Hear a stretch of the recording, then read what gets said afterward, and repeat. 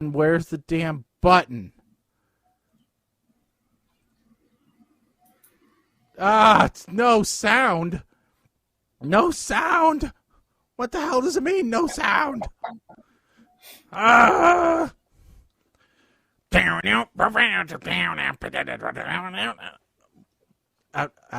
welcome to PTR Radio here on the fabulous interweb. It's like we've been on vacation, but not really.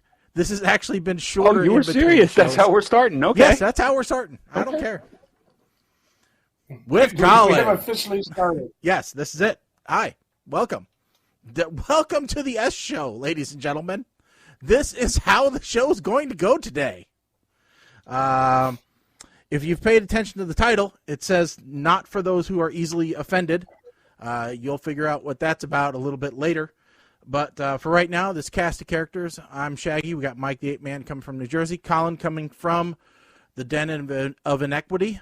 We're all just here to give you our opinion on a lot of different things. And so we'll talk news. Towards the end of the show, we'll talk movie reviews. And for those of you that are new to the show, welcome. For those of you that are coming back, welcome back. All right, that's how this goes. We love you all, one way or another. We love you all.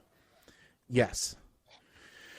Oh, Mike, you and I even got, talking to one of our longtime fans who, had some serious stuff going on recently, and we're not going to get into it, but we hope all is going well in his world. Correct. I was kind of shocked. A longtime fan of the show posted a huge diatribe on Facebook, and not exactly what I was expecting. No. But it looks like he's got a good support network behind him. Everything's going, recovery's going well, so happy to hear that.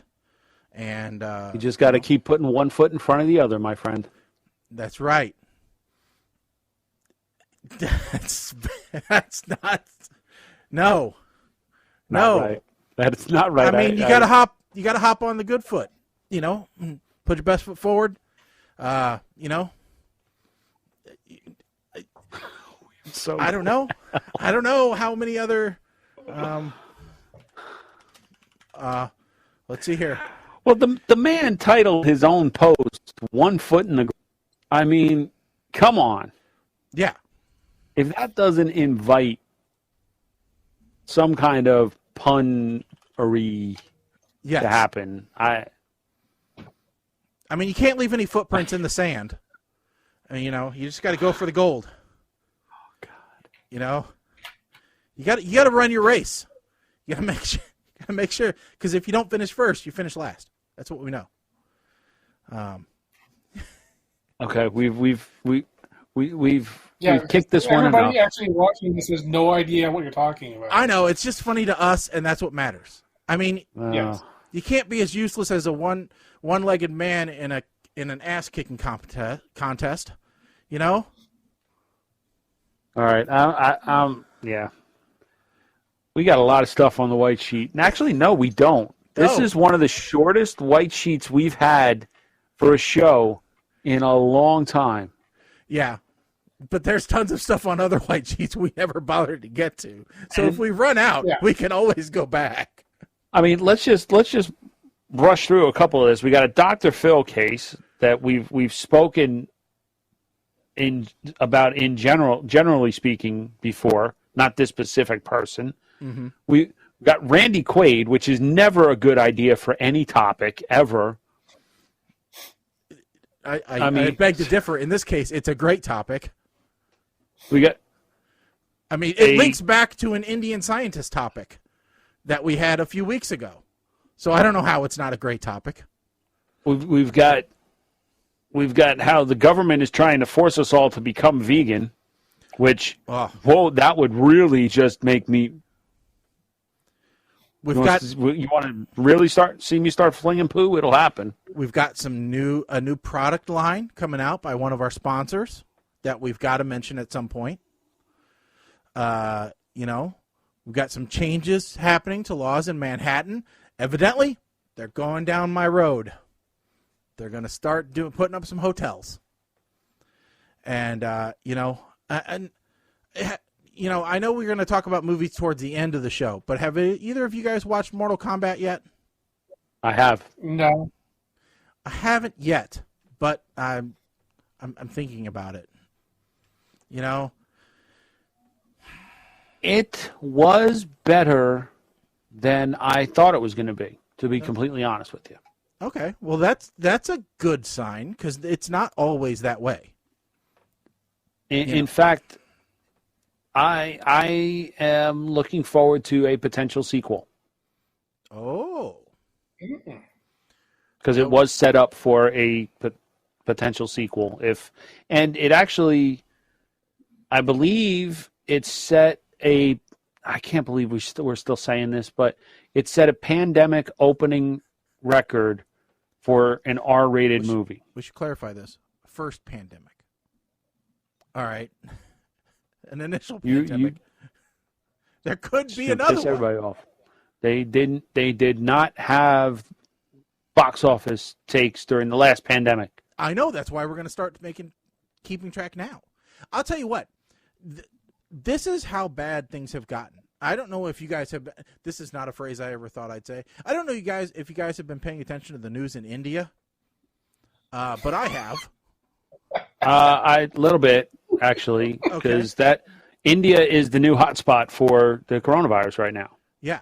So I have a project at work going on, and we're using offshore developers, which means India, and we were actually told that our project timeline might get affected and probably will be affected by the situation in India.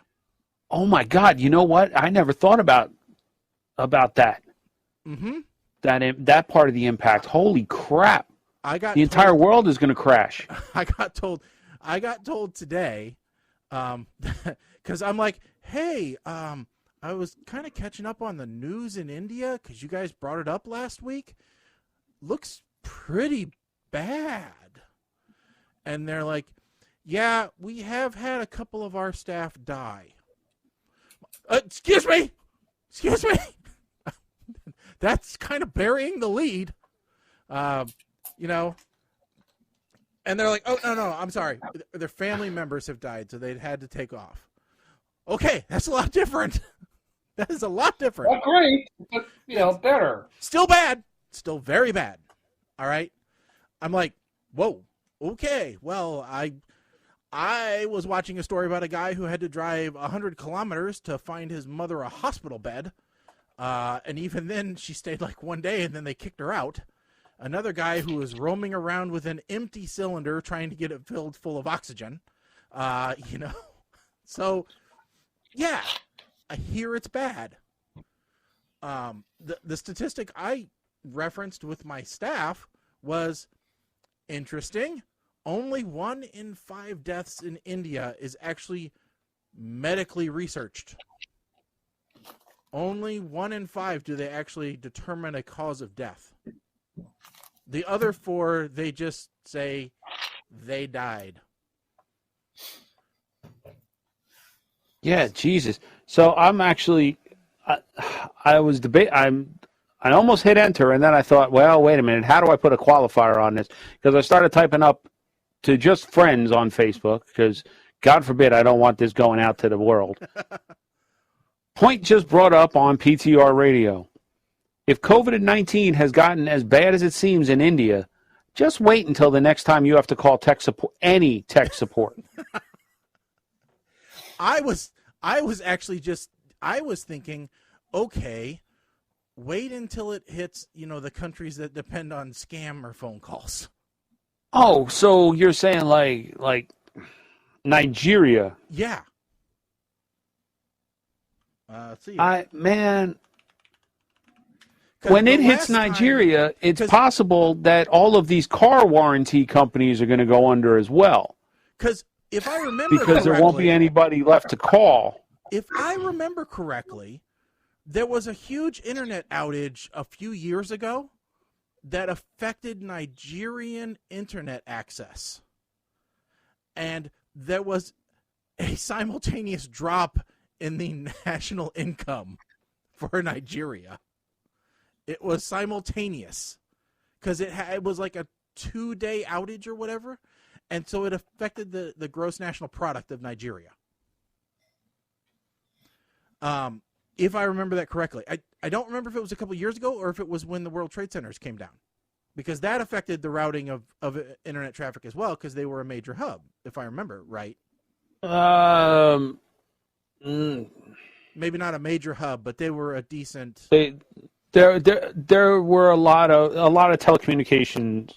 Yeah. Were based out of, as well as some at the time, as well as some broadcast TV had antennas on one of the towers. So a lot of the over-the-air stations in New York went black. Yeah. See, now, according to this, Nigeria... Oh, I'm sorry, went dark. Not went black, went dark. Dark. Be clear.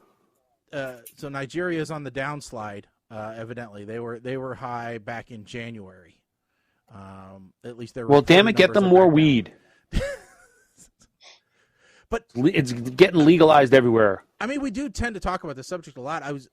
Another thing I read said that the wealthy in India are chartering private planes to fly out of the country and basically seek asylum elsewhere.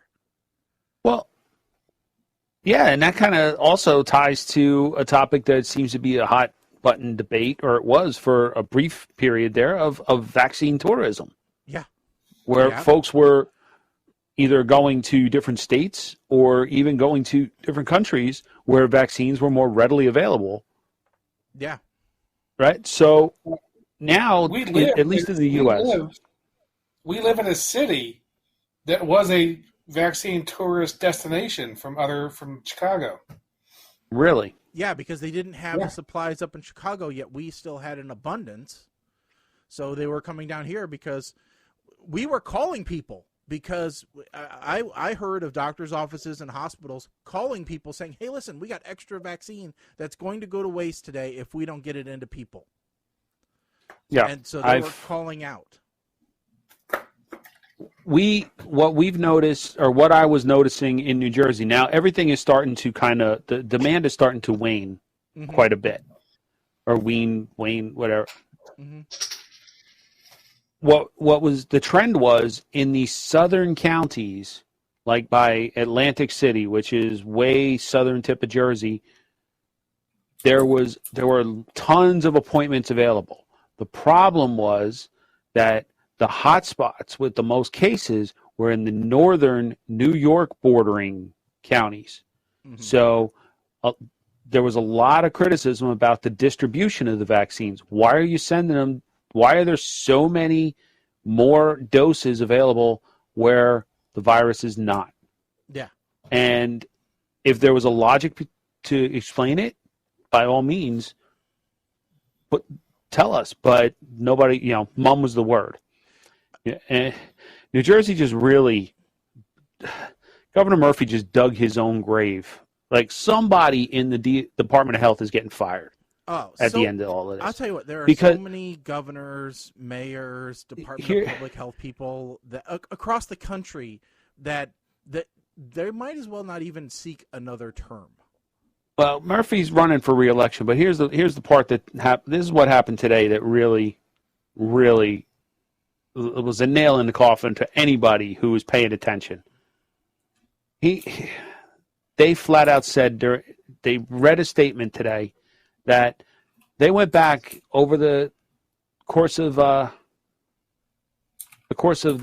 tracking from the pandemic, and they deleted over 10,000 positive cases from the record. Why do you delete positives? That doesn't make any sense. Because allegedly they used an automated system that checked for duplicates and out-of-state tests. The problem here is these are all cases that some data analysts have been touting since last year on Twitter, and they've been calling out these case dumps and what have you. And they were called conspiracy theorists. So today, they confirmed that the conspiracy theorists were right. Yeah. I mean, and the governor just glossed over it, and nobody from the press asked about it. This is what kills me. So that's why I said somebody from the Department of Health or Health and Human Services, whatever the hell or whatever, they're going to take the fall for this. I'm sure. I'm absolutely sure. see, and what I don't get is, and maybe it's because I'm an optimist, right? I don't think there should be anything wrong with saying we screwed up. Okay? And so now we're admitting our mistake, we're rectifying our mistake, and even acknowledging people who helped you find that mistake. Right? Now, here's the problem. Okay, so I agree with you. If that had been the case back when these errors were first pointed out. Mm-hmm. The problem is they were pointed out. We were told, the public was told that the errors were not errors, and they danced around it. And this was a couple of hundred cases every day or so. So it added up. Yeah. But it contributed to the metrics that were used to determine whether or not schools had to be full remote, hybrid, or could go back in person. And unfortunately, these numbers put them just over to keep them full remote. Yeah, and So I know that's this is the bigger part of the, I hate to say conspiracy, but I don't know what else to call it at this point. Yeah. I'm going to give you another conspiracy here, Mike. I looked at just the smaller picture in our little, Brady Bunch view, and I saw all the cardboard boxes behind you and what looked like an oven, and I thought that you were running a pizza place out of your office. So is that, in fact, the truth? Are you, offering Big Mike's Pizza? No. Okay, so the oven is a convection oven. Mm-hmm. Those are sublimatable tumblers. So the skinny tumblers, mm-hmm. It was an experiment that we could kind of print on them that we're still experimenting with Mm-hmm. for small custom orders. But the reason that this oven is in my office has nothing to do with the tumblers. It has to do with this box, which contained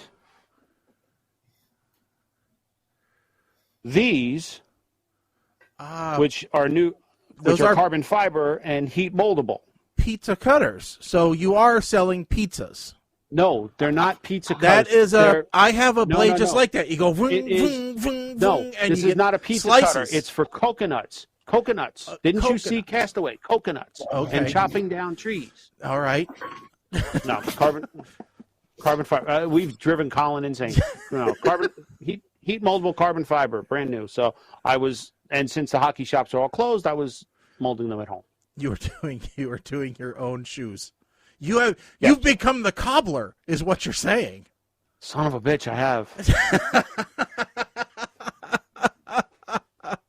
Wow. That's for those of you new to the show. Go back about a year. Wow. Look for the episode where we reviewed the cobbler.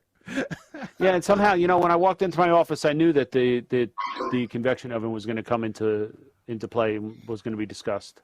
I was like, either he's got a really old television, or it's a pizza oven. Now, is it handy when lunchtime comes around? I bet it does hot pockets like nobody's business. No, because once you use it for heat molding and sublimation, you don't use it for food. That's a rule. There's like chemicals and shit in there now. No, well, there's chemicals in hot pockets, air fryer Mike. For. Well, yeah, but different kind of chemical. We got the. Yeah. Don't tell me it's not the same chemicals. It's just different amounts. I got rid of the basket air fryer, the Power XL, and we got one that looks more like a little toaster oven because damn you slick deals. You got the Ninja, didn't you? No. Did you get the Ninja, the one that folds up and out of the way? Nope. It's a, what's a damn Insignia, actually. Best Buy. Yes, it's a 2 trays. It does what is it? Has a rotisserie that I can put in there as well if I want to do a small baby chicken, because I don't see how a full chicken is going to fit in there. But okay, but yeah, it's Slick Deals. It was on sale for $50. I was like, how can we not get this? I mean, they're basically paying you to buy it. I mean, that's what it comes down to, Mike. Who'd be crazy enough not to spend the money on it? I mean, that's okay, because I just had to go and buy I had to buy at least one microwave. And, well, because we have 2, we've got to buy a second one so that they match. So I ended up buying 2 microwaves because they're the over-the-range microwave. And I'm trying to find a picture of it because it wasn't cheap, but it does look really, really cool. Samsung, black stainless steel, of course, because that's the only thing that you buy now. The only thing that I'm upset about is, and here's that it wasn't available in bisque. No, the only thing I'm upset about is I bought this one for a particular reason. All right, and when I bring up the picture, maybe you'll identify the reason.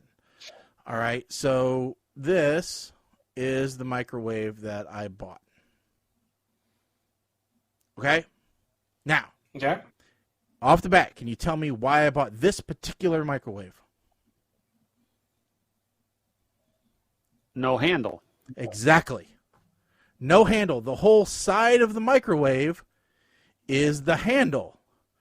Because of the 2 microwaves we had, one of them had a broken bottom part of the handle, and it is impossible to replace or glue in place and have stay there, because there's just one little screw holding it there. And the other one, the 6 button didn't work anymore. Neither did the under cabinet light, even if you change the bulb.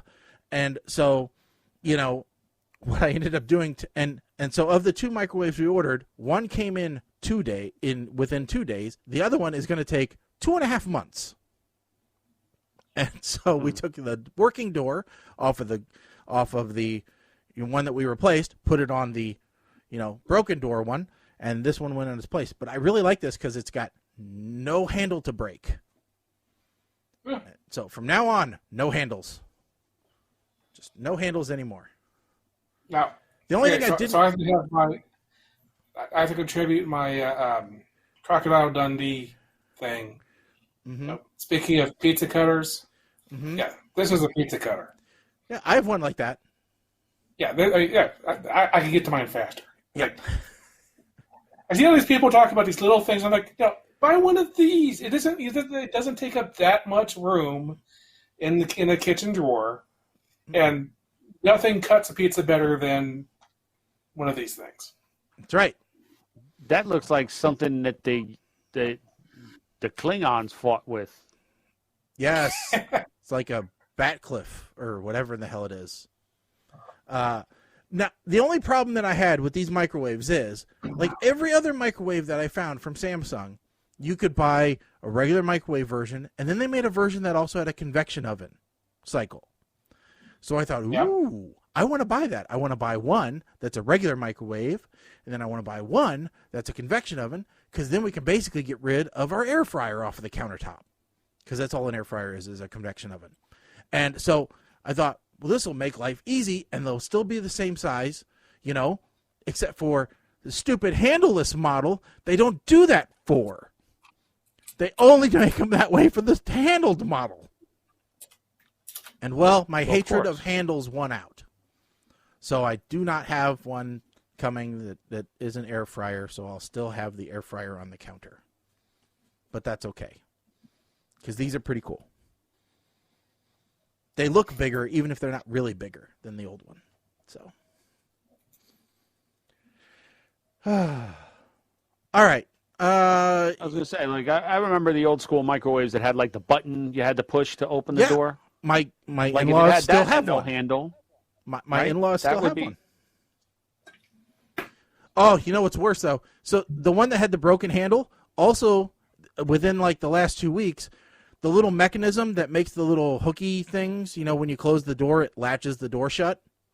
the spring broke inside the door, so the little hooky things would not force themselves back down, so the door would not shut. Nothing is worse in the kitchen, as it turns out, than a microwave that refuses to shut its door. A microwave that refuses to open its door. But at least then the light's not on constantly. Oh, those lights burn out eventually. So, and you don't bang your head or, your arm into a door that's closed. So what I had to do was duct tape the son of a bitch closed, unplug it, and just not use it till we got the new door. So, yeah, we've always had countertop microwaves. They're just much easier to replace. Actually, but that's also why we have 3 at the moment. This was super easy, though. I mean, this really wasn't hard. There's like 2 screws holding it in from above. Yeah, this is so simple. So, you know what? I think maybe it's time to get a drink, though, because every once in a while we do this. We grab a drink. We tell you a little bit about it. Not all of us all the time, but some of us do because we need it to get through life. So we're going to go ahead and we're going to go to the bar.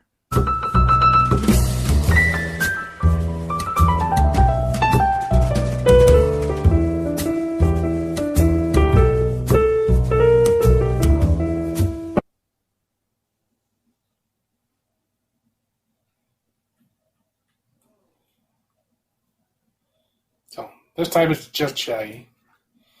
Mike and I are not drinking. Yep, and we can't hear Shaggy again. Nope, we can't hear you. We spent how much time trying to get this working before, and it was working, but now he forgot to push a button, and he's cursing at the camera. Here we go. Oh, God. Shaggy, we love you. We absolutely love you, Shaggy. Go push the button. Or unmute something. Oh, I heard something. Here it comes. Okay. Here it comes. That's a frozen. Rather frozen. Okay, we can hear you. Go ahead. Yep. All right. So tonight we're going to make a cocktail that I had way too many of last week. But it's a good one. Called the Grave Digger. Very, very dirt simple, too. You only need 3 ingredients. 4 if you count ice, but I never count ice. All this trouble for 3 ingredients? Yeah. Okay. So you need ginger ale, not ginger beer, hard cider, and then a whiskey. You can use either a bourbon or an Irish whiskey or whatever you want. Just a whiskey. So, you're going to use a highball glass. We're going to do 1 ounce bourbon.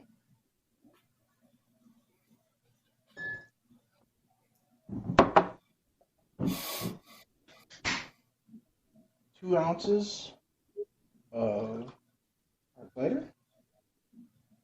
See, now that to me, that right there is a waste because, well, you're going to drink the rest of that can, I'm sure. Oh, yeah. Okay. See, I hate these drinks that use like a couple ounces out of a can. Ice?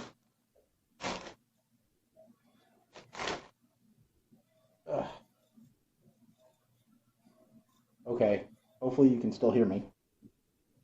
Because I can't hear you anymore. Because life's... Well, I wasn't talking. Okay.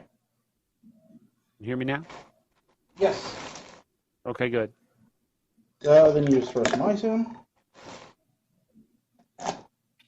Halfway up. And then just top off with your ginger ale. This is where those mini ginger ale cans would come in handy. That's what I have. Is that a mini? You got some big hands then, bro. Little 7.5. Okay. That looked like a regular can. Nope. This is me all nitpicking about the size of the cans and. Sorry, dude. Actually, really good. Last time I had I may try that one. Whiskey. I may try that one tomorrow. Yep. So it's pretty much that simple. Although I will admit, the last time I made it, I screwed up the proportions. I did 2 ounces of whiskey, 1 ounce of ginger ale, and then I filled it up with hard cider. So this one was called what? The Grave Digger? Yeah, this is the Grave Digger.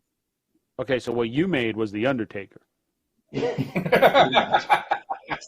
And the problem with it is I had already had 4 hard ciders, and then I had 4 of them mixed the wrong way. Problem is a statement made based off of perspective, right? What you see as a problem, someone else may see as a solution. Well, all alcohol cocktails are a solution. This is But true. anyway, so that's the Grave Digger. Very simple. Anybody can So make it. one more question while you're at the bar is is that would that drink be considered gluten free? It is gluten-free. Most hard ciders are gluten-free. Okay. How about vegan?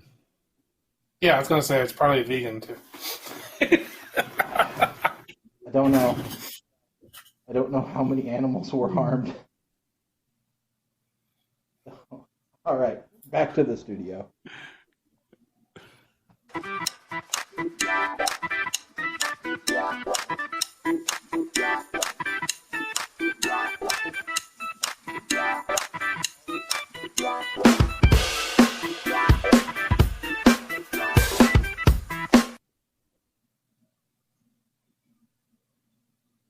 Welcome back. Alrighty. And we're back. Okay. So yes, I brought both. I brought the hard cider and the Grave Digger. Okay. Not gonna let the hard cider go bad. I'll let the ginger ale go bad first. Like that's one of my pet peeves. Like I went to a bar by us and they were advertising a drink called a something Sunrise, which was actually just a beer that they topped off with tangerine Red Bull. And she opened up the bartender opened up a can and poured like a little bit on top of the beer. I said, "Well, what are you doing with the rest of that?" She said, "Well, we keep it." I said, "No, you don't. I paid for it. Give me it." So I drank the Red Bull before I finished out. You know, I came walking out to the outdoor area where Kim was, and she sees me carrying what essentially is a pint of beer and a Red Bull, and she just started shaking her head like, "Oh no!" I said, "Oh yeah, that's right." So, but I will say it's a little bit different with the bourbon than with the Irish, but you know, still not bad, not bad at all. So, no, we had a birthday, and it was just like way too many things going on. So, if the echo was there, it's gone now. Okay, I thought maybe it was just me. Like, wait a minute, I'm not drinking, right? Mike, you've already had 3. I think it's time to call it quits, man. If by 3 you mean 3 hours of sleep, perhaps. Yeah, okay. Oh, okay. So, something I didn't put on the white sheet. So, I got my BiPAP machine. All right, this probably a week ago today. Oh yeah, I wasn't going to bring this up because this is like borderline HIPAA. So luckily Colin has been an advisor because I don't know the first thing about this crap, right? First of all, so I go there to pick it up and she's like, "Well, what mask do you think you want?" I don't know. You have like a dozen of them here. How am I supposed to know what mask I need to sleep with? All right. Ain't you got some kind of survey I could fill out and then you look at it and grade it? And I told her, I'm like, I sleep on my stomach. I snore. I don't know what else. And so she gives me one, and, I can't keep this stupid thing on my face throughout the night.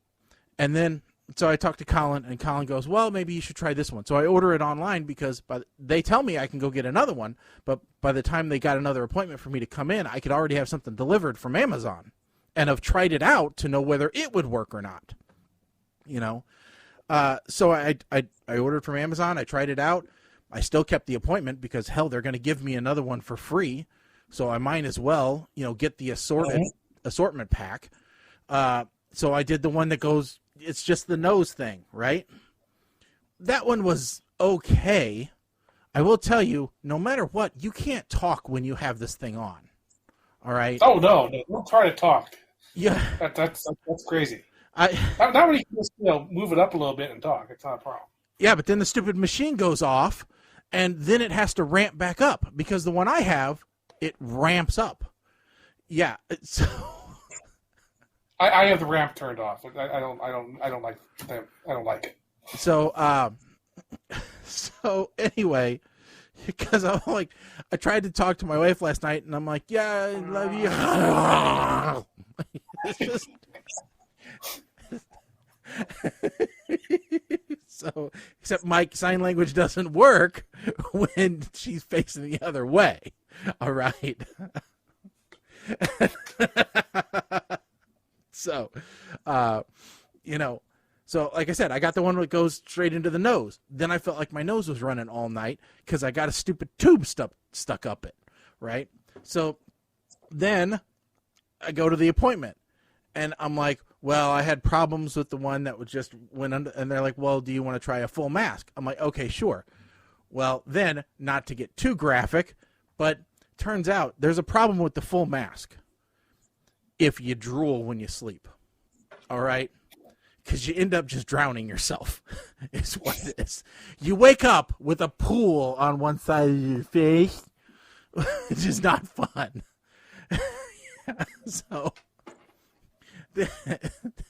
So then I try for 2 nights like that, and the only thing I can find online on how to stop yourself drowning in your own drool while you sleep is sleep on your back. You're very punk, Mike. Very punk. So is either sleep on your back or put a strap around your head to hold your mouth closed. And I'm like, I'm going to start looking like somebody from Saw here pretty soon if I don't find a way to sleep with this dumb mask. But now, yeah. So here's part of the thing, Shaggy, is when I got the CPAP, part of what I wanted to do was to stop sleeping on my stomach. Because I know that it's doing terrible things to my neck and back. And just generally, it's considered the absolute worst possible way to sleep. And I figured the reason why I've been sleeping on my stomach my entire life is because it's the only way I could continue to breathe while sleeping. So what I did after I got the CPAP, I figured out that I still really can't sleep on my back without being propped up. But I have switched over to sleeping on my side, and that has helped immensely. Well, so there are very few parts of me that are skinny. I'm going to say that right now. All right, I have a pretty large layer of fat everywhere, as it turns out, except for my ass. All right, that's the only part of me which has ever retained fairly small. Okay. Going all the way around. So therefore, my hip bones are fairly close to the surface. So laying on my side creates a lot of pressure on my hips, which translates to pain. So that has created an issue for me. So I have now tried to sleep at a 45-degree angle so that I'm not on my back, but I'm not on my side, but I'm not on my stomach. So, I figure, okay, if I keep moving a few degrees, every year, maybe eventually I'll get to where I can, be comfortable. But so it's just what nuts. you need So what you need, they need to make a bed. So this is the bed from the side, right? Uh-huh. And instead of like a Craftmatic where it'll go like this, Yeah. they need to make one that's more like it. Yeah. So it kind of folds like a taco to hold you. You know what my wife said? My wife said we need to get you one of those beds they make for babies so that they can't roll over on their stomach. Actually, you know what? They do make something like that. It's called a hammock. So, Just get a hammock and cut a hole for your arm, right? I have to cut one for my tailbone, So- too, because that's why I can't sleep on my back, because I ain't got no ass either. No, but So if you're my- on your side on a hammock, it kind of like, and you just have your arm through. Although that might be a problem because then all the blood's going to drain to your hand, and your hand's going to look like, it's going to be purple. The ending scene from that movie Zoom, where the kid is the goalkeeper and he just makes his hand the size of Yeah. I understand the issue because I had the same issue with if like I'm in a hotel room. I've switched to creating a mound of pillows, so I kind of sleep sitting up because of that. Because what I did was my mattress is a hybrid mattress and it's soft, so that I can sleep on my side and my hip doesn't yell at me. Yeah. I also have these pillow cubes. I sleep like this. I may need now they make this, and I may need one of these because this is the closest thing to like the baby wedge that I have seen. So I may need to purchase myself one of these. You put up a Liberator. Oh, Jesus Christ. Because that's the closest thing to it. Just for medical purposes. Do you think like MCAP will cover that? I just have an adjustable bed. I get my phone out to use the Bluetooth, and I go, my goes. I can do that. Yeah, I did the whole thing. I mean, if I just you did that, you probably have to get a split king so that you can have two different sides for you and your wife. Well, I mean, I could just buy. I might have to buy two of these because that one wasn't exactly wedge shape, and I might have to buy two of these and put them on either side. But it would accomplish the same thing, I think, Mike. Perhaps. And look, it includes a sleeping mask. Yeah. Who doesn't need a sleeping mask? Okay. So. Yeah, the cuffs are to make sure that you don't roll out of bed, right?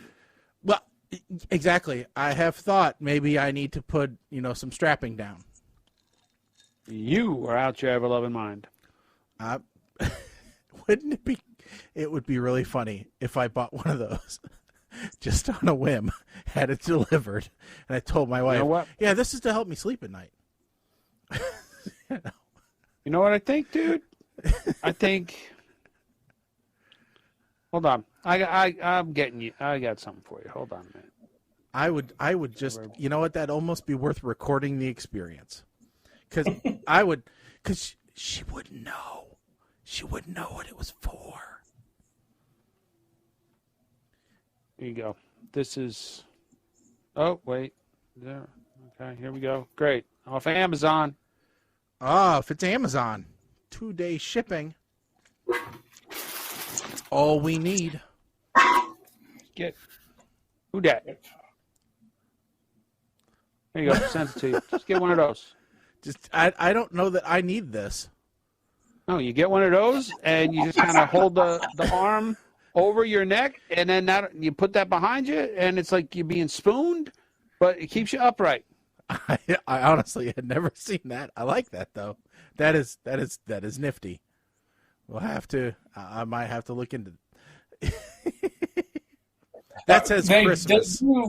They do make real side sleeping pillows. You don't think the wedges that I put up were real? They sell the crap out of those. Okay, I mean, but Colin has also seen Meet the Fockers, right? Yeah. Anybody who's seen Meet the Fockers recognize that thing right away because Gay's mom had all of the people from her class bring them. There, I sent you. If you feel a little more comfortable, I sent you Walmart. Another one, a Walmart one. You think you can do in-store pickup for Walmart with this? Maybe pre-assembled? It says pickup not available. Sorry. Ah, damn it. I really want to do pre-assembled pickup with Walmart. You know? Oh. Anyway, they do make side sleeping pillows that have the same shape but don't look like a person. So, just for anybody, ever looking at our backgrounds trying to figure out. So if I turn my chair a little bit here, right over there you can see Bella, the extremely old kitty cat. She's sleeping back there today. So if you hear something yowl suddenly, that's probably her. Okay. All right. So one last one that this is express, so you'll get it quickly, as opposed to Alibaba. Mm-hmm. Oh, AliExpress. Oh, yeah. No, I could. All right, I could do that too. All right. So now we're getting into, and they have water. They have red strawberry or corn. They have corn, cactus. There you go. See, so you got different. I like that the pillow is removable so that you can wash it. There you go. Mm-hmm. That works. All these products I didn't know about. Speaking of products I didn't know about, Mike, you told me earlier in the day. Before we get into this, I just yes. Because the nature of the discussion that we're going to have, we normally never do this, but we do have to give a bit of a warning. So, if you email chain letters, talk politics on Facebook, ever had a political sign in your front yard, have an honor roll student sticker on your rear window, have ever used any of the following terms: bigot, blowhard, commie, crony, hippie, lemming, leftist, zealot, Bible thumper, fairy, feminazi, lesbo, snowflake, conservative, socialist, libtard, left-wing, obstructionist, carpetbagger, 1%, 99%, tree hugger, fatty, druggy, wino, gringo, cracker, hillbilly, limey, kraut, mick, patty, greaseball, Polak, rusky, or are a member of my family, you may want to tune out for about the next 20 minutes. All right, now that warning is over, Mike, you're getting into a new division. So I had the idea of a new potential product, and actually, you know what? I'm going to draw out a quick little sketch of what I'm thinking it's going to look like, because I'd like your input. But there's a big theory going on now about the vaccines and how they have. Theory is the right word, I think. Yes, and how they have tracking devices. I really wanted to ask the lady who did my injections if I was getting the right one with the microchips in it. But I'm like, they don't look like they would get the humor right now. They look like they have been beaten down by life, and they just want to get their job done and go home. All right, so what I'm kind of thinking here, and this is just a quick sketch, is if I got sterling silver, like web-looking type necklaces, pendants. Oh, yeah, very nice. See, this is not a dream catcher. This is a wearable Faraday necklace that will block the tracking devices, the tracking nanites that are in the mRNA vaccines. Oh, a wearable pendant, you say, that blocks the nanite communication. Does it block 5G? Is a fashionable alternative to, well, no. See, initially it does not. However, if you pay an extra $5 to get the TK421 upgrade, then it will block 5G as well. This is a fashionable alternative to the traditional tinfoil hat. We all know how classic that is. Right. I mean, you can't go to your rally without your tinfoil hat. I mean, that's a no-no. We all are very aware of that. Now, Mike, we could also just thinking out loud. We could also add a little extension here for the folks that want to identify with a group that is associated with a specific letter of the alphabet. Okay. What if, Mike, we put a healing crystal in the middle? That is the TK421 upgrade. Come on now. Okay, and where is my copper? Because I need something to help center me and to help my balance. Okay, so since this is a two-dimensional drawing, right? Right, yeah, so gotcha. If you look at it from the side, okay? Okay. The side, it's actually... Okay, so Is it like that's looped? It. Does it got loops so of this copper? Is it from the side, right? Like the arc reactor? Yes, exactly. See, you're ready to be my partner in this. Yes. So you see, like, yeah. So there's the copper winding. I got it. Now, I got to tell you, I knew we were going to talk about this a little bit, so I did some market research. All right. Turns out we might have some competition in the space. Of course we are, but that's okay. All right. And I'm going to tell you right now, price point's pretty low.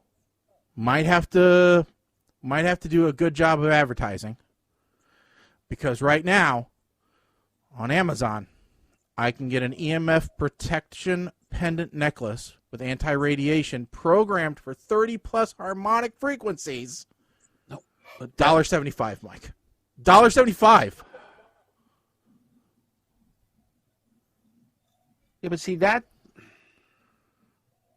30+ homeopathic frequencies, Mike. Think of the wellness it's giving me. But does it block 5G? Well, for that, I think we have to upgrade. Does it block? I think we have to upgrade to this one, which includes a special stone that absorbs. Why 5G. does that look like it's got like dolphin blood in it? Well, it's the tears of liberals, Mike. So what you're telling me is once again, I'm a day late and a dollar short with these ideas of mine. Yeah, but don't you worry, because it is a very crowded space. Because I went and looked. There's a few other things competing in this market. Did you know that you can also get a very useful thing that I think maybe all of us should buy, considering the police state that we live in? A Wi-Fi router guard. All right. Now, this limits the amount of Wi-Fi that your router can give out, so that as the CIA and the FBI drive down your block with their scanning vans, they can't get the excess signal from your house. Can you please send me a link to that product? So, it's invaluable. But, Mike, there's more. All right?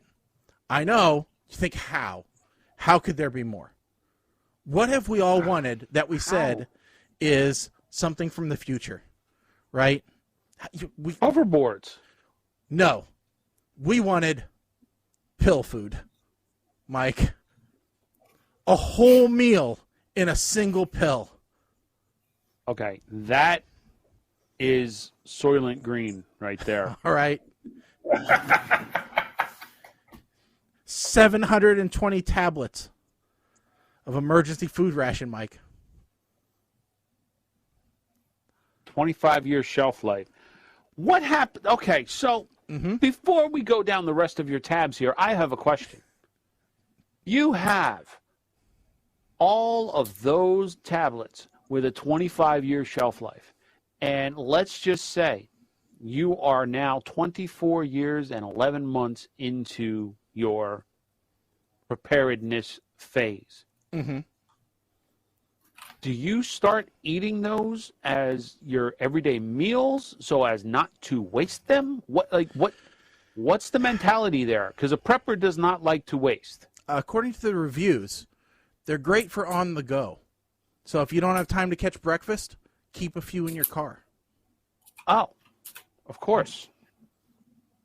You know, Ladies evidently and gentlemen, there is a problem with are- the blueberry pie, though. Those don't eat are that going to be the next snack that they're going to start serving on airlines. There you go. Okay, so what else you got? So, Mike, but I What hear else you got say here for our... you haven't really addressed the 5G. All right? We know it's Well, coming no, into you- our brains. All right? You've addressed the 5G. Here's the problem. Here's the problem. You have not addressed the tracking. Well, What about the there, Mike. nanites? All right. But first we know, as we said, aluminum foil hat, timeless, right? Everybody's got one. You've gotten different styles. We've gotten the captain hat. We've gotten the top hat. But this is Dunce 2021. You got to look better. We need the brain coat. All right.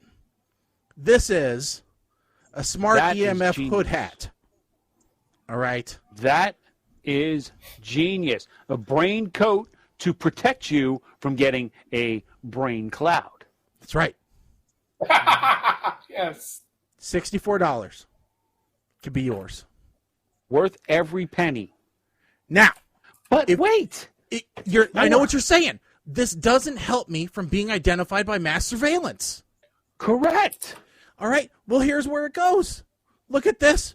We've got an LED anti-facial recognition mask, Mike. Well, how does it work, Shaggy?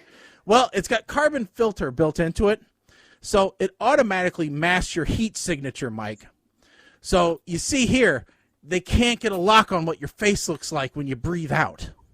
Oh, wait, scroll back up real quick. Mm-hmm. A little bit more. Because I saw something that I want to know what is that? I'm not. That is just a visual representation of what is shown on surveillance when you own this mask. That is the Daft Punk Anniversary Edition anti-facial recognition mask, and I need it. I know, but you're saying, but what about when I'm sleeping? What I'm saying is, what about my eyes? What about your eyes? Iris detections. Well, we're working on glasses. That's all I can tell you. But we do have you covered while you nap.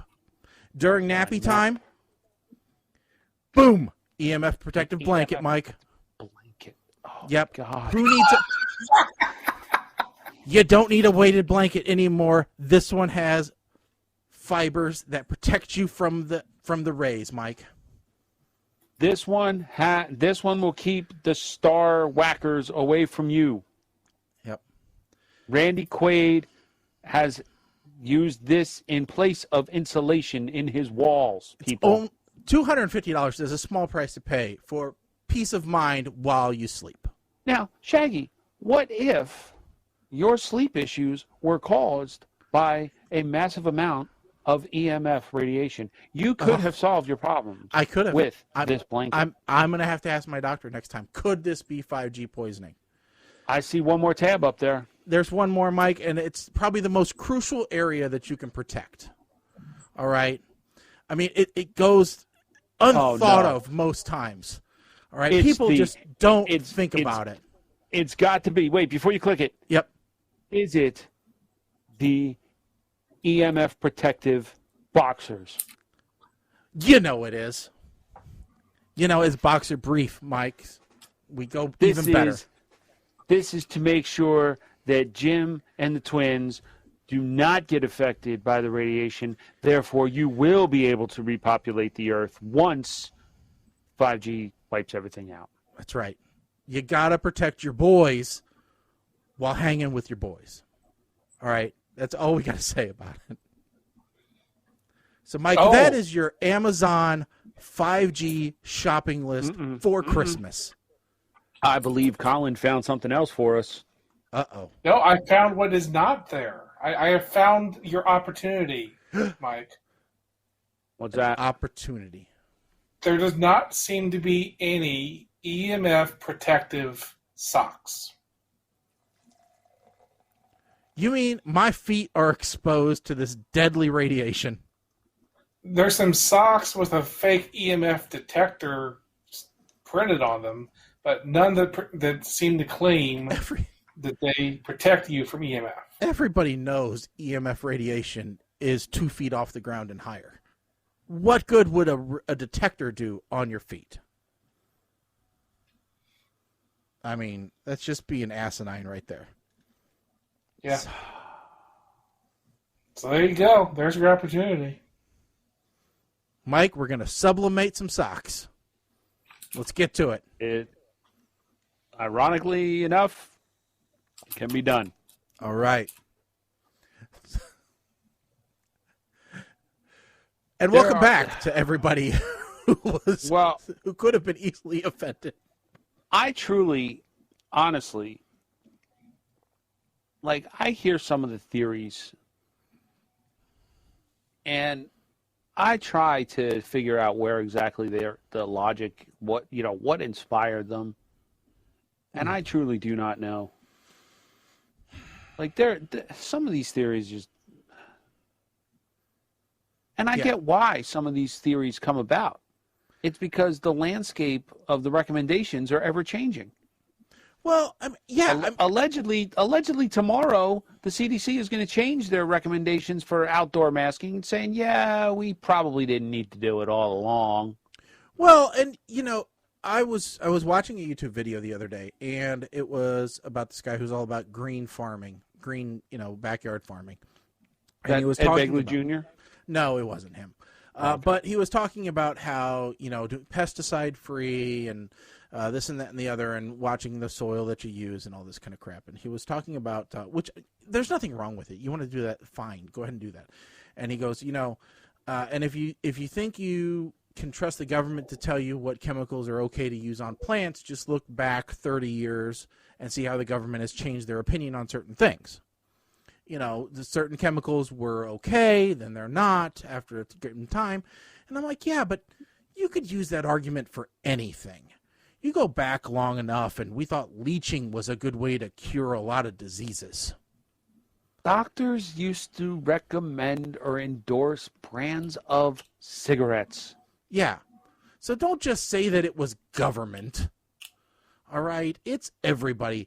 We learn, that's what we do as a people, and we get better at it.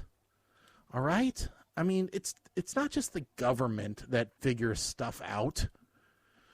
It's their job to tell us when they figure things out. Not everybody does.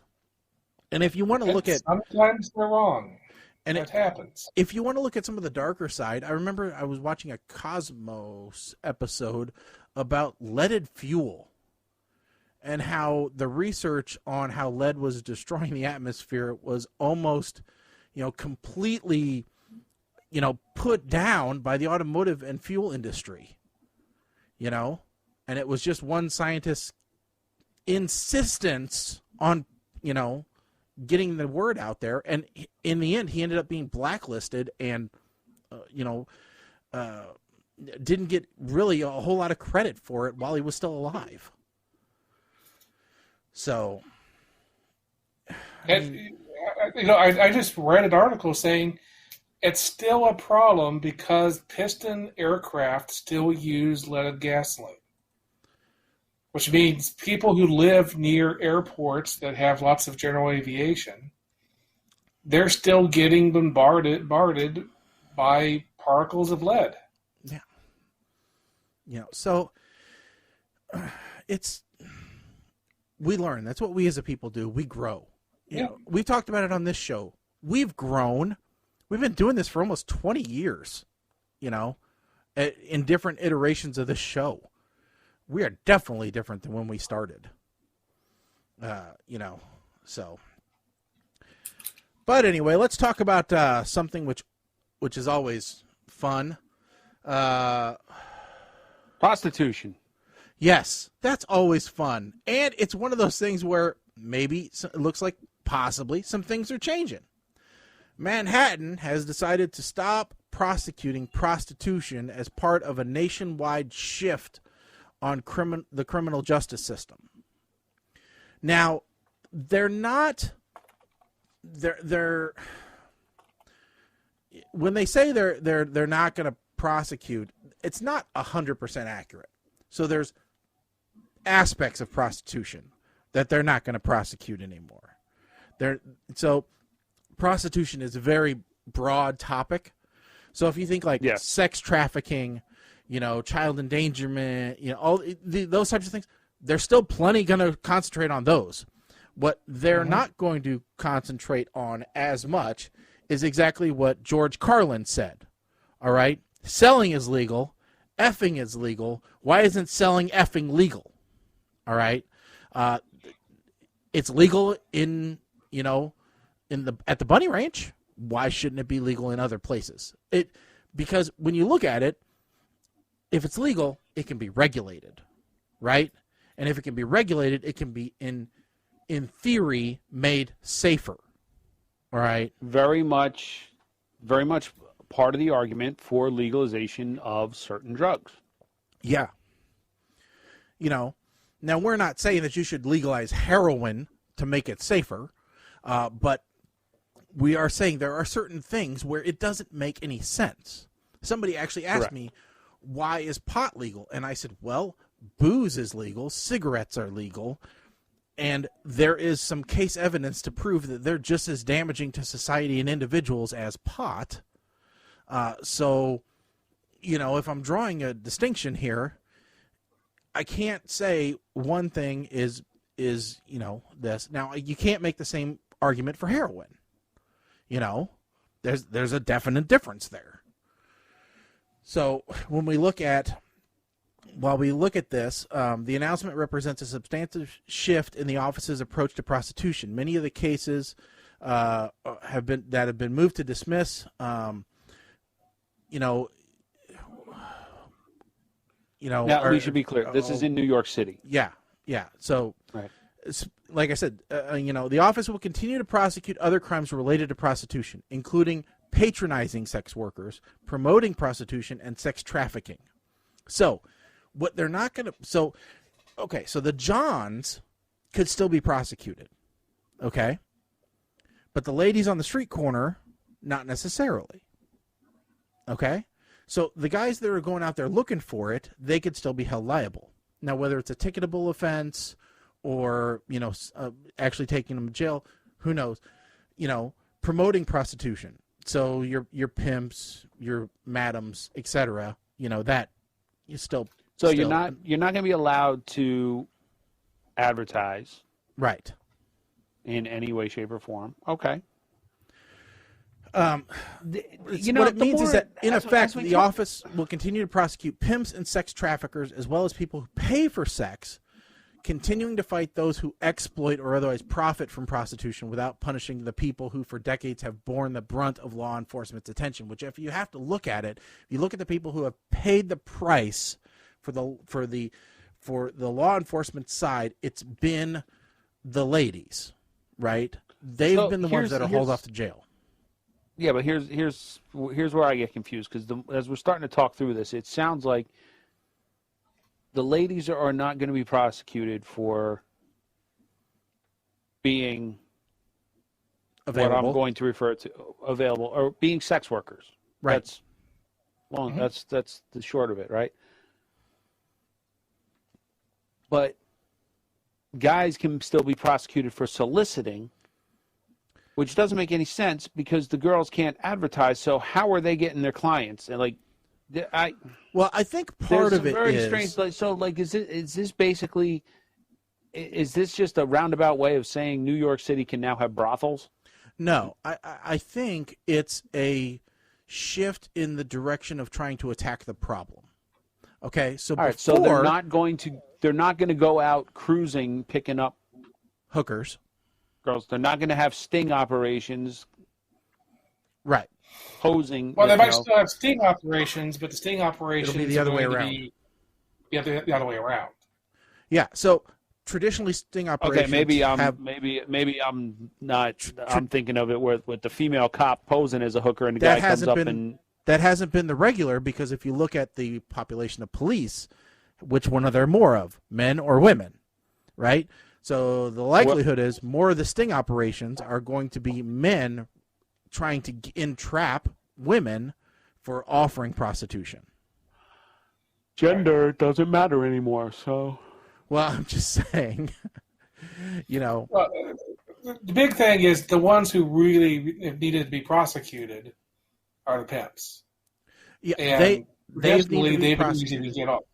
Yeah, and not only that, but I mean, the theory is if you dry up the pool of Johns, all right, and you only put them in jail, then in theory, the demand goes down, right? Something about drying up when we're referring to the whole topic of sex workers just doesn't. It's a bad, convoluted, it is thinly veiled joke, but damn you.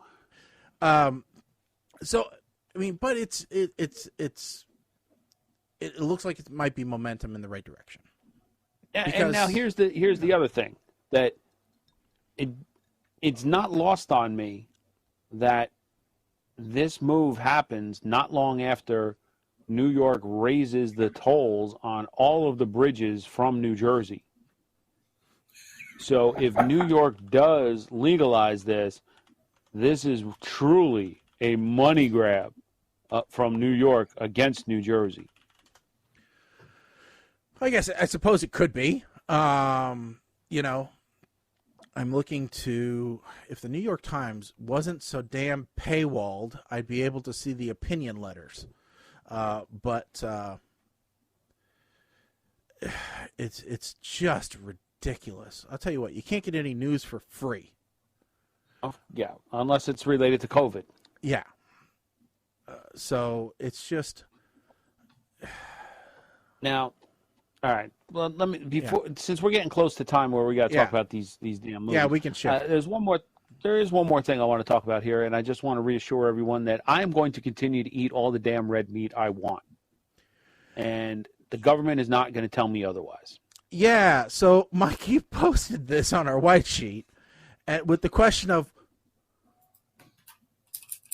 why do I see a post saying there is no legal requirement for Americans to cut red meat consumption, say fact checkers and journalists? Why would someone question this? This was in a big trending box on the right side of Twitter when I logged on this morning. I said, "Do what now?" Yeah, where did this even? It's like because I hate to say this. Look, left field. I do not like to say anything negative about our president because I'm trying to be fair. All right. But this does sound like something incoherent he might mumble at the end of one of his longer press conferences, because we do know he does tend to get tired of speaking. And at the end, he has said some things. Well, this does sound like something he could have said. Like you could have said the same about George Bush. If it was El Guapo Arangio that was in there saying this, I could see. I would have been like, he probably did say this, and he probably said, "We're going to cut red meat consumption unless it's Trump steaks. Yeah, they're the best steaks. They're red meat that's good for you. Yeah, phenomenal steaks. What's crazy and it goes. It goes on saying that this was bundled as part of his climate initiative, which is where this really starts going down the rabbit hole. Because, one, we have long joked that the biggest problem with global warming is the cows. The cows farting. And the methane that they release, right? Yes. So, so that lends credence to, if we cut red meat consumption, that much. there'll be less cows, that much. right? Yes. Okay, but still, as much as our word is scientific fact. The fact that they're claiming that this was linked into the climate change plan, but that to reduce greenhouse gas emissions by half by 2030. Whoa!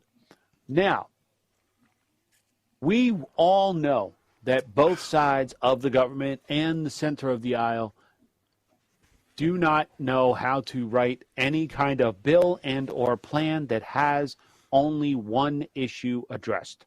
No. In in the climate change bill, there could very well be an entire thing about how to repurpose dairy farmers into stonemasons.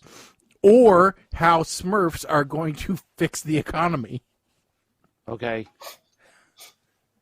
The internet is a series of tubes. Yes. Yes. It may talk about how we need to resurface our internet tubes.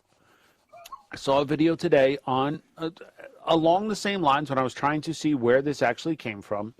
I saw another video that was posted up from Chevy headquarters in Lansing, Michigan, where they were promoting the Volt. And one of the reporters asked, well, where is the electricity from that plug coming from? And the Chevy executive said, it's coming from the Lansing power grid. Mm-hmm. And they went to a Lansing Power executive who was there, and he flat out said that our grid, 90% of the electricity for our grid is produced by coal. So, very green. Very green coal. We have all these electric cars, but the majority of the power for the grid is still produced by fossil fuels. So, putting the cart before the horse. But no, because the power plant is more efficient at creating electricity out of those fossil fuels than the car is capable of converting the fossil fuels to motion. I will. You know what? I will buy that. I will buy that. I just wish someone would say it. I just wish they would include that in their explanation and say, listen, we know this isn't 100% free, right? We know it's not 100% green, but it's greener, and that's what we're moving towards. Right. You know, that's all they have to say. Just say, hey, listen, baby steps. Yeah, what I come to is I look at it and I say, I like all these other things, you know, the wind power, solar power, you know, all these different ways to make power. That's great. Wave power. But, you know, I look at it and I go, you know, if we just, you know, figured out exactly where to bury the nuclear waste, maybe we could make some new nuclear plants that aren't 40 years old. Fission. We need fission. You know. But before we get too far, I do want to actually cover real quick what it was we're just talking about, because I know there's people out there who are going like, so where does the meat come from? So so let me. Over the weekend, we had like 5 Fox News or Fox Business personalities and 2 governors say that, you know, come out and say they're opposed to the Biden red meat policy. Oh, not only that. Hold on, it gets better. It gets better. It was also a representative from Colorado, and a couple other representatives as well. I don't know the places from where they were, but this is fairly widespread misinformation. As far as anybody could figure out, it started last Thursday in the British tabloid The Daily Mail with an article that was talking about Biden's climate proposals and a completely unrelated academic paper from 2020, smashed them together and came up with this. Yeah, so I'm gonna talk about the representative from Colorado because we have her exact tweet here. Lauren Boebert. Joe Biden's climate plan includes cutting 90% of red meat from our diets by 2030. They want to limit us to about 4 pounds a year. Why doesn't Joe stay out of my kitchen? The tweet gained significant attention, including 16,800 likes, 4,400 retweets, and over 6,100 comments as of Monday morning Eastern. Matt Couch, a far-right activist who heads America's First Media Group, made a similar claim later that day, tweeting a photo of a steak topped with what appears to be bacon-wrapped asparagus with the caption, "So Biden says we can per year." His tweet got 23,000 tweets and 6,900 likes. 23,800 times liked and 6,900 retweets. Now, here's the facts, okay, as reported by Newsweek. I want to preface that. The facts according to Newsweek. Biden has not publicly announced plans to limit the consumption of meat in the U.S. at last week's summit or otherwise. Newsweek has contacted the White House for comment. The claims made on Twitter appear to have originated from an article published by the right-leaning British newspaper, the Daily Mail, that presented hypothetical ways the U.S. could meet Biden's target of cutting emissions by 2030 when compared with 2005 levels. Among the hypothetical changes was cutting 90% of red meat of our diet to 4 pounds per year.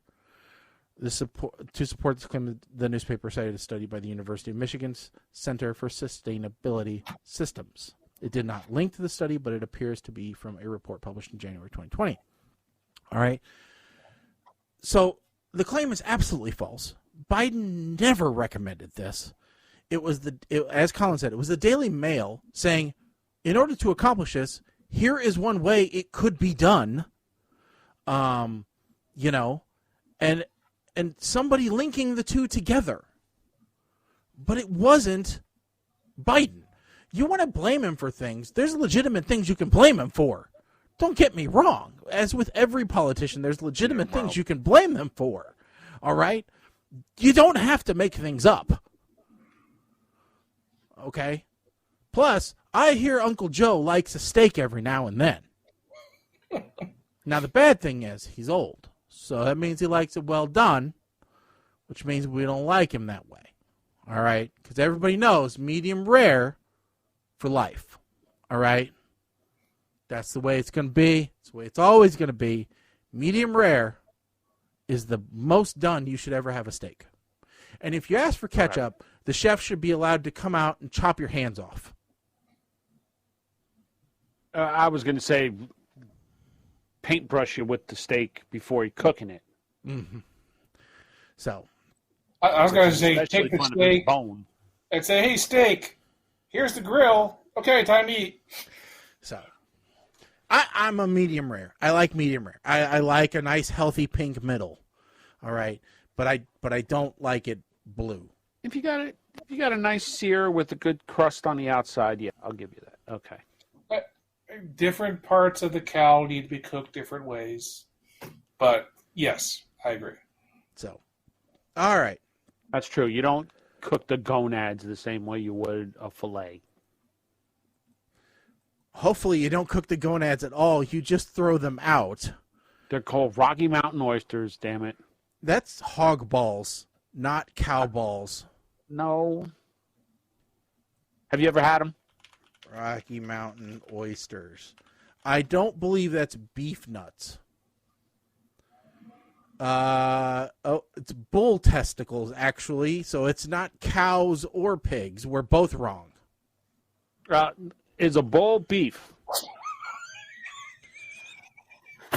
It is technically yes. All right, okay, there's my indicted moment, okay?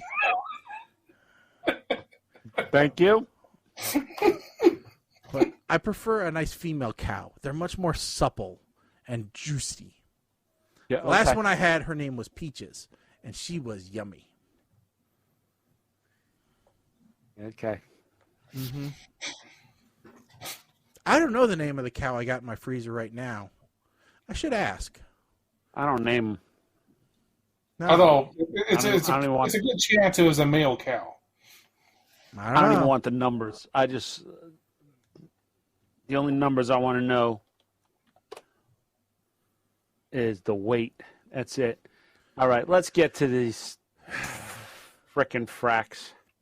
All right, so every episode we look at 2 movies from our list recommended by YouTube, Tubu, Amazon, Netflix, whatever you want to go to for your streaming menu of choice.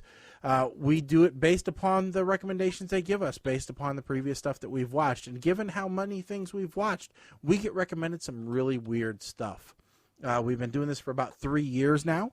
If you ever want to go through and take a listen to all the different things that we have reviewed, it's always usually the last half hour of the show. We always do 2 shows. in December, we do Christmas. I'm just going to warn you right now.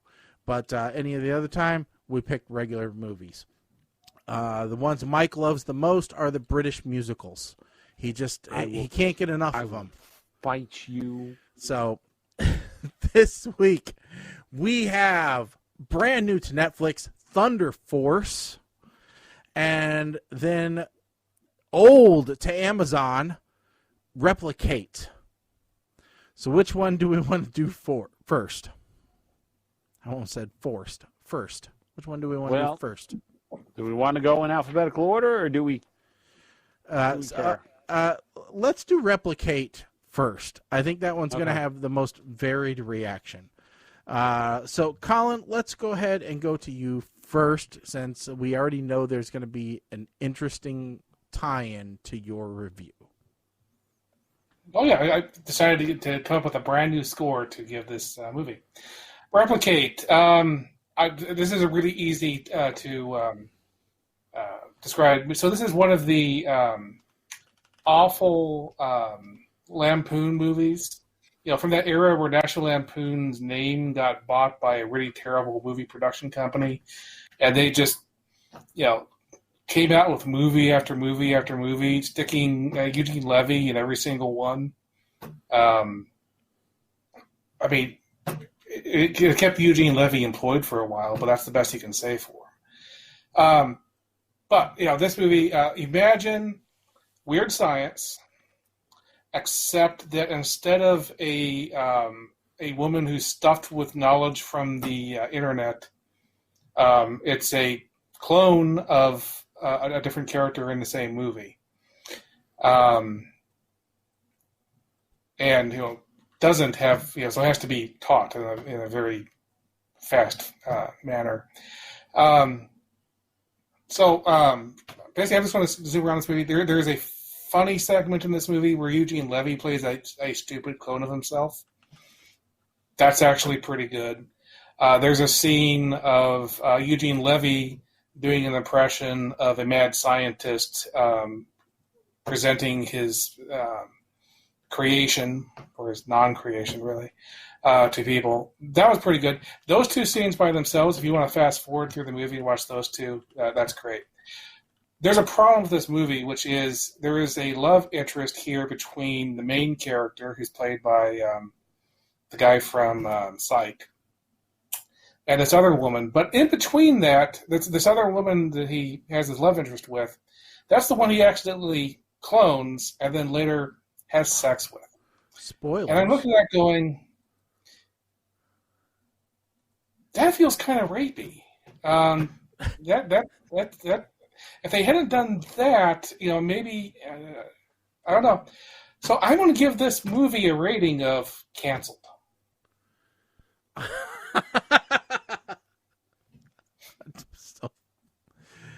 All right. Mike, you want to go or you want me to go? Well, I need clarification. Where exactly does canceled fall on the scale? I don't know. Is that below Burn It With Fire, or is it? As far as the actual movie itself goes, I'm going to give, except for the fact that it's canceled, if it wasn't for that scene, because it has some funny things, but it has some real crap in it, I throw it at the meh. So, but I'm saying the movie itself should be canceled. Okay. In a humorous way. Okay. Okay, Mike, you want to go or you want me to go? Either or. All right, I'll go. Then, so I watched this movie today, and I will say, seeing Sean from Psych before Psyched was a thing was kind of fun, right? So he definitely looks a little different, acts a little different, but you can still see where it's the same actor, right? So he's almost playing that role. This is a twist on a couple of different movies. Like Colin said, this is kind of like, Weird Science, but I would say it's also got a mixture of Encino Man in there. it's a couple of different movies, a little bit of multiplicity in there, but it's interesting. It's a kooky, weird. I would say it's almost an 80s-ish feeling movie. And if this movie had been made, say, 10 years earlier, I think people would have really liked it. But, because it's made when it's made, I don't think people liked it as much. I don't see the rapey factor other than the woman raping the man in this series, so I don't get the canceled thing as much as Colin does, because this woman is clearly in control of the situation, right? I mean, you can see that from the bedroom scene. She really inserted herself into the dominant role in that scene and gave it some gusto.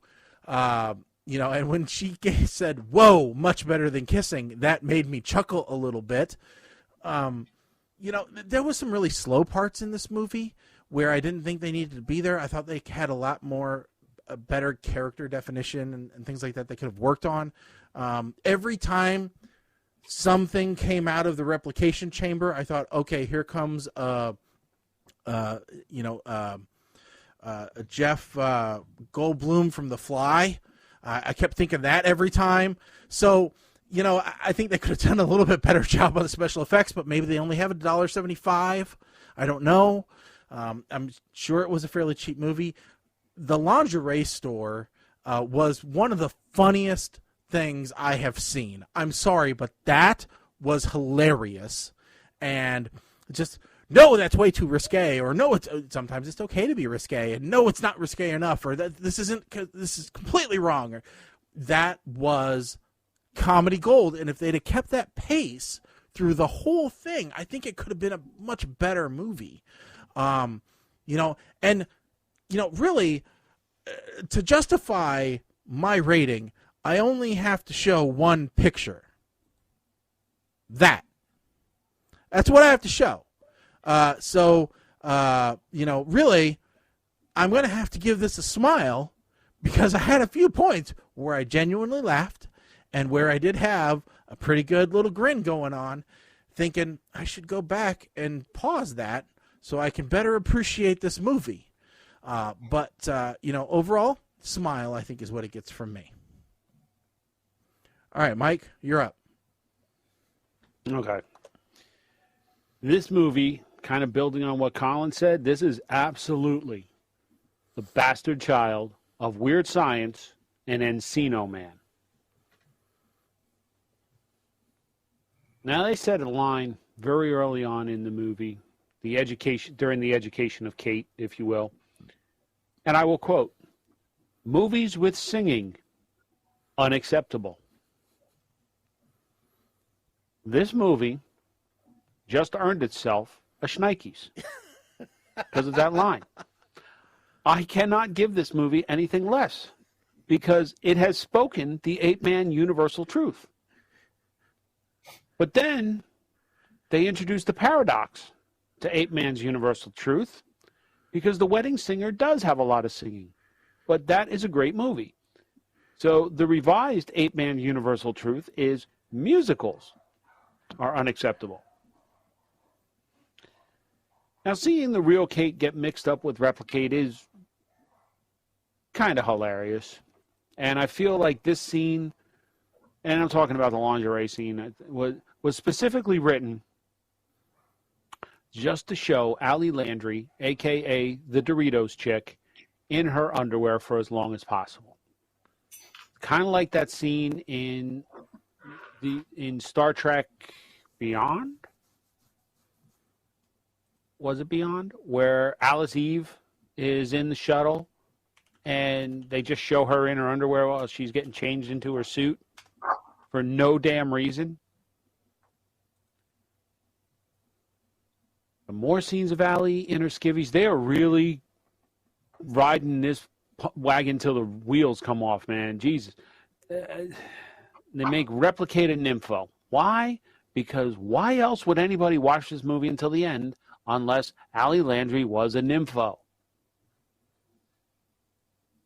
Of course, we have multiple Allie nakedness, and which one is which, and which one did they just chloroform? I don't know. Will he take the right one? I don't know. Maybe he'll take both. Maybe he did. I don't know. When it comes down to it, this movie was made better by the addition of Eugene Levy, who could elevate anything he appears in. It was proven by how many awards Schitt's Creek won. And, yep, I said it. Sorry, I tried to watch it. I was not amused by it at all. And then there's the final nail in the movie's coffin. Full-grown idiot with no skills. So help me God. Listen, I was going to give this a shnikes, but I went back to the vault to see what I rated Big Man on Campus. Because I truly feel like this movie would be an ideal double feature with Big Man on Campus. And I gave that one an ear-to-ear smile, so I will give this one the same. Wow. Yeah, you're absolutely right. It would make a great double feature. So let me go ahead and just clarify and explain. So my rapiness feeling of this, right? Uh-huh. So in this movie, you have a machine that can make an exact copy of somebody else, but without a brain. Without knowledge, yeah. Trainable, right. Teachable. Right. So not just making someone who looks like somebody else. You're making an exact copy of their body without them being inside it. And then you go and have sex with it. Okay, no, I'm not saying. I get what you're saying. If he intentionally cloned his love interest, yeah, I think I would probably agree with your statement more. I understand what you're saying. If he was the one to show her porn, but he wasn't. He was not the one to turn her into a nympho, correct? In fact, he actually said no sex. Yes. So I'm saying yes. The clone was the one who initiated it, but the fact that it was still an unauthorized clone that had not been even discussed yet with the clonee, the donor. Anyway, just saying. Yeah. If they had not had that scene. How many people caught her name at the end, though? The clone's name at the end, and thought that was a cute thing. Well, Ditto. I like Ditto. Yeah, I thought that was cute. All right, so our second show was Thunder Force. Another Melissa McCarthy show. So we will go in the same order. Colin, you're up first. Okay, so I'd already seen some preliminary reviews of this movie, and I gotta say, I laughed. The elements that the reviewers highlighted were pretty terrible, but there was a lot else left in the movie that I could still see. I could still look at it as a good movie. Here's the problem with this movie. I think here's what the other reviewers have problems with, and what I have problems with as well, and that is there's some really stereotypical fat jokes in this movie, like the fact that they smell bad just because their costumes can't be cleaned correctly, stuff like that. It's like that was not necessary, and I think the movie would probably be better without those let's make fun of fat people jokes. It works better as a much better McCarthy movie was the one. It was Spy. I thought Spy was great. That was the much more positive movie than this one was as far as body images go. But that beside, so this is a movie about. This is where it's kind of weird. Melissa McCarthy is not technically the main character. The main character is played by. I can't remember. I think it's Olivia something. But anyway, Octavia Spencer. Octavia, that's it. Thank you. So she plays in this world where there are super villains but no superheroes. Her parents are killed when she's a child, and so she grows up wanting to basically create superheroes to combat the supervillains, the miscreants they call them. But she has a goof off friend, played eventually by Melissa McCarthy. I'd say I liked all the child actors to teenage actors they had playing the two of them as they grew up. I think they did a good job. At certain ages, actually, I was looking at it going, man, they just make a movie with those two. That'd be great. But so in the end, so Melissa McCarthy kind of messes up the original experiment, so they each have half the powers that Octavia's character originally created. But then they create Thunder Force and go off and do stuff. I will say there was one point in the movie.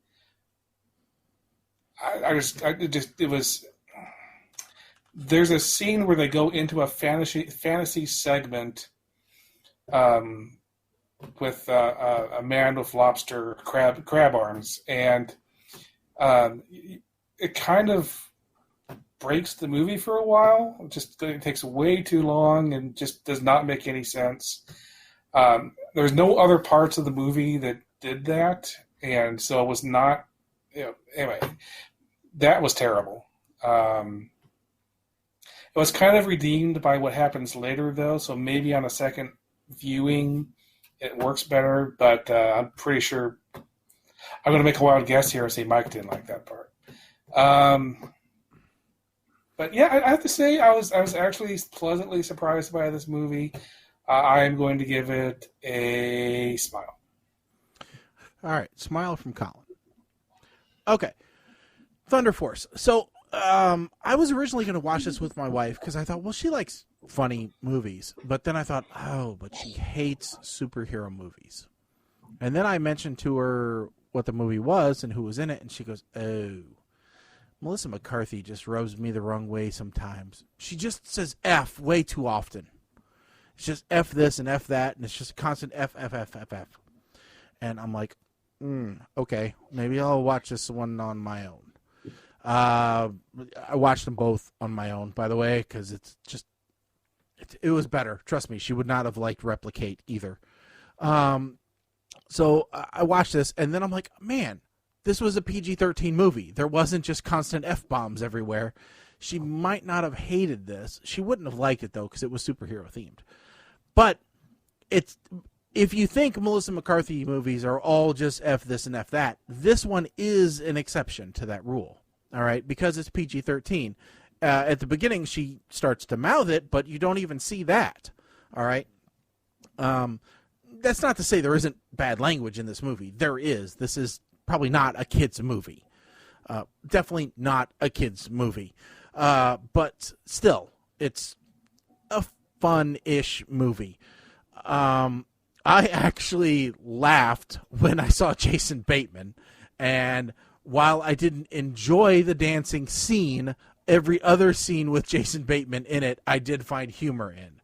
I don't know why Jason Bateman takes these parts, but I'm glad that he does, because at this point he's just kind of poking fun at himself, and it just reminds me of the time he was in Teen Wolf 2, and that's T-O-O, all right? Because it's that kind of silliness which makes him so darn lovable. So him with crab arms was just funny. So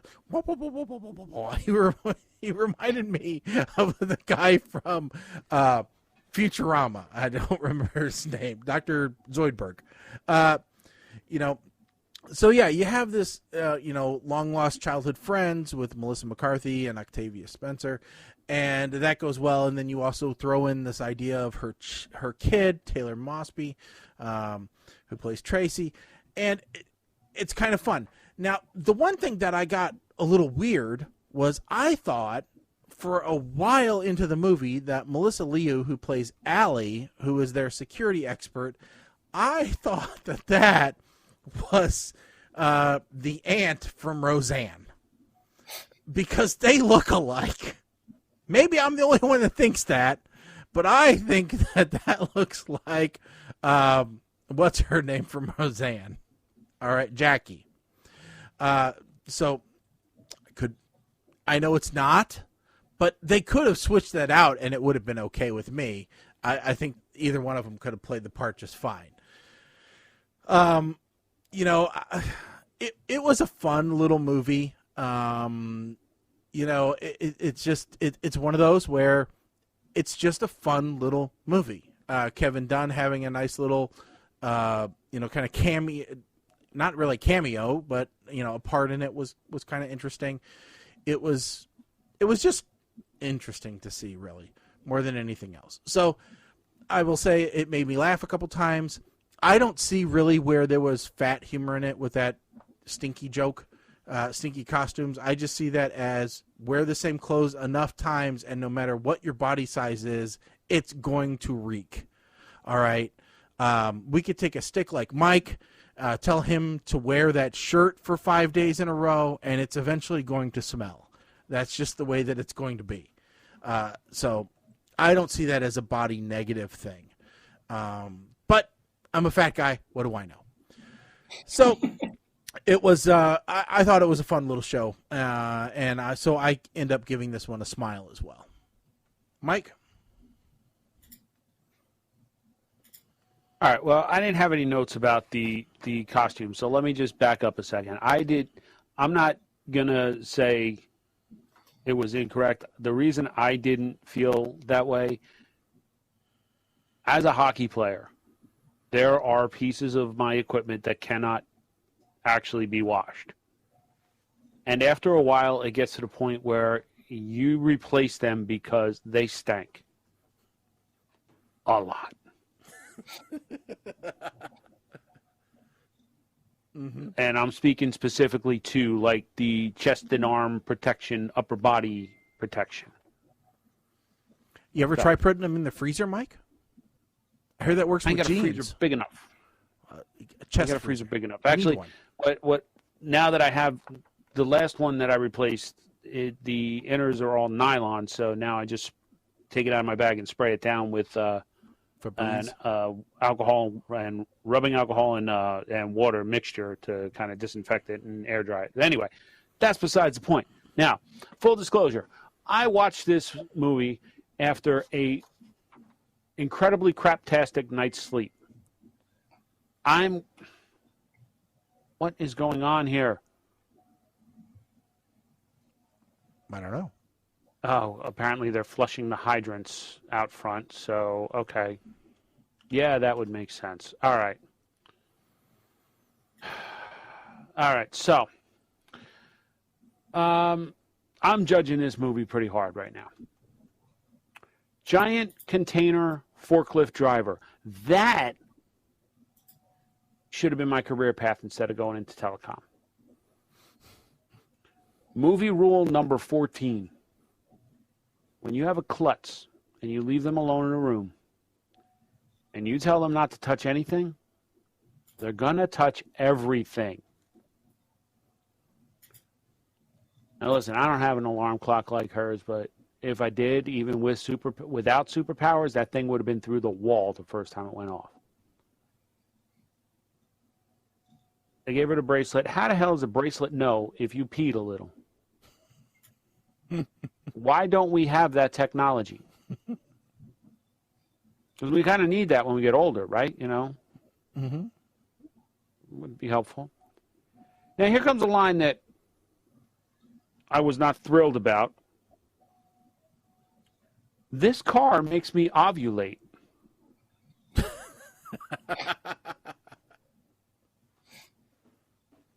And I'm pretty sure that Lamborghini was actually made by the same people that make the TARDIS, because when they zoomed in on him, that car looked a lot bigger on the inside.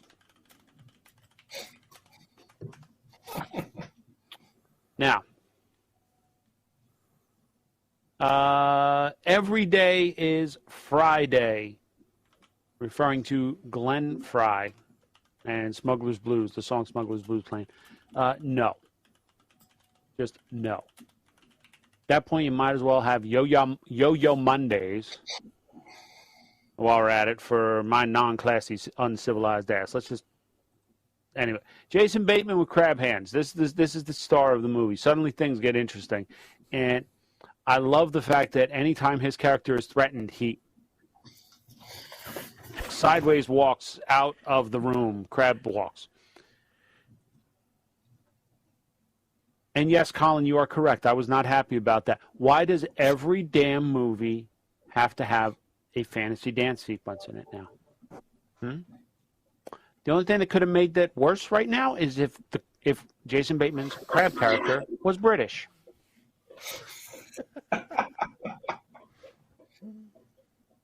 And the raw chicken thing, look, well, you know, I hope it's sushi grade. Sushi grade chicken is very hard to find these days, so.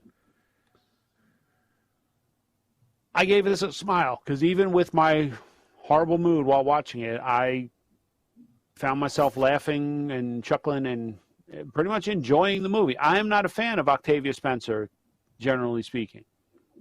And, Shaggy, I got a couple of theories about why Jason Bateman takes on roles like this. This particular role, I think, because he has worked with Melissa McCarthy in the past on, was it Identity Thief was one? Oh, yeah. I think it could have just been the chance to work with her again. And I also believe he may have some kind of contractual deal with Netflix now that Ozark is coming to an end. Could be. So I think it's twofold. It could be. Okay, so while we work on the next movies that we're going to watch, it's interesting. I was not aware.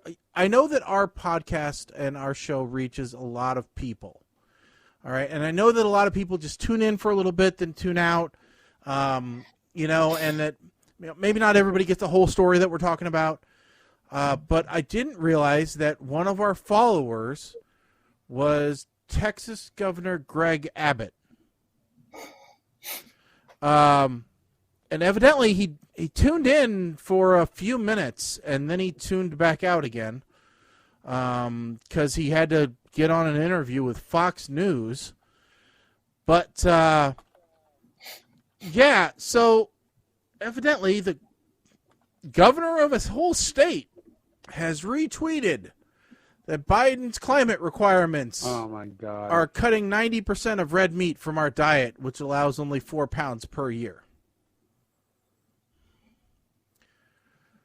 This is your leadership, people. These people.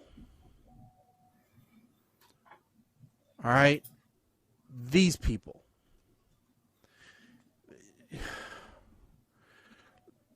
This is this was headline on Yahoo News. Well, now, Shaggy, I did say that earlier, but it isn't just Greg Abbott of Texas. No, it's also Brad Little of Idaho. You know who else it is? It's Don Jr. Oh no! No. I'm not adding any more than that. I'm just saying that was reported by the news. It's just a bunch of idiots. That's the problem here. So, folks, you need to tune in for our whole show. The whole thing. You can't just tune in for a few minutes and then leave. All right? It's only 2 hours. In 2 weeks, 2 hours. That's all we ask.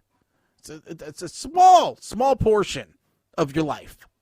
All right? Just listen to the whole segment. Trust us, it's been a much larger segment of our lives. Yes. Oh, God, yeah. So many hours trying to educate the people. You know, it's one of these things. All right. It's time to pick the movies for next show. And, Mike, I have been busy, but I don't remember how busy. I have added a few to the list. How many are we up to now? I just added a couple, too. We're 41. 41. One away from the magic number. 3. It has come up with That is 3. unlikely. It's very unlikely, considering it's only the number 3, but Nope. it's a number that they came up with. So, Not available. Hurricane Heist. oh, that's a great movie. Sorry, not available. I'm so sad about that. Nope, it's only on Premium Hulu. Ugh. All right, 28. I would say I have an alternate way of watching it, but we won't. Oh, this ought to be interesting, I think. If it's still available. Okay. On Netflix, Code 8. In a city where superpowered people are ostracized, an earnest day laborer considers using his outlawed abilities for money to save his sick mother. This stars the Amell brothers. Yes, it's Stephen and Robert Amell. It's Green Arrow. How could we not like this? It's Green Arrow versus Tomorrow People is what it is. Green Arrow versus Upload. Oh, That does sound like fun. yes, it's a sci-fi thriller. Yeah, maybe by next time, talking about Arrow, maybe by next show we'll have some more detail about the meltdowns happening at the CW in the Arrowverse. Go ahead. What do we got? What's the next one? The next one is 29. Well, this one follows our... No, I don't want to watch it right now. You don't want to watch it right now. Well, the link you put on there is to watch it. Hold on. Oh, sorry. Okay. This is a sequel to one we've watched. This is The Babysitter, Killer Queen. Oh, this is oh yeah. This is Babysitter 2, basically. Yes, this is a sequel, but it follows our rules. So we saw the original The Babysitter. All right, so this is Correct. 2 years after being defeating a satanic cult led by his babysitter, B. Cole once again has to outsmart the forces of evil when old enemies unexpectedly return. Oh, I just saw a promo for that again, too. That is going to be kind of fun. All right. And I added a couple of... I just added the 2 that I added before we went to pick were the two most recent Netflix originals besides Thunder Force was Yes Day, which was the comedy, and Stowaway. Oh, that's a real like cliffhanger thriller sci-fi thing, isn't it? Yeah, it should I kind be, of saw that. That's a real I had to look suspense. back because I didn't remember that movie. I saw What's I that? gave it a rating, so Oh, the Oh, babysitter. what, the You couldn't Babysitter? remember it? Yeah. Yeah, it had Puke Tub Guy in it. okay, yeah. Alrighty.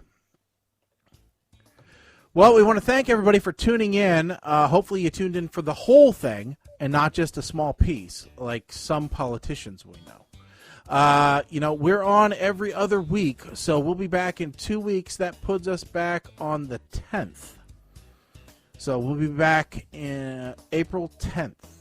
May 10th. May 10th. May.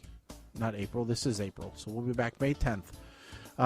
Unless something gets in the way, and then we'll let you know via our social media channels, which is why it's important that you subscribe to us on Instagram, Twitter, Facebook, Twitch. We are thinking about getting into gaming. We got some games that we're thinking about playing. Maybe you can catch us out there on the Twitcherverse. I've been practicing my Dirt 4. Trying to figure out how to turn when I'm in the gravel. I got myself an Xbox controller so that I can game. And I've been playing that Guns, Gore, and Cannoli. Oh, that's a fun game.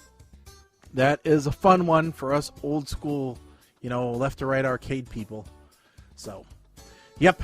Kind of been making the wife mad when I've been playing video games. Well, Yeah, and, I hate to say it, but that's one of the things when I was talking to Kim about this. She's like, when the hell do you plan on doing this?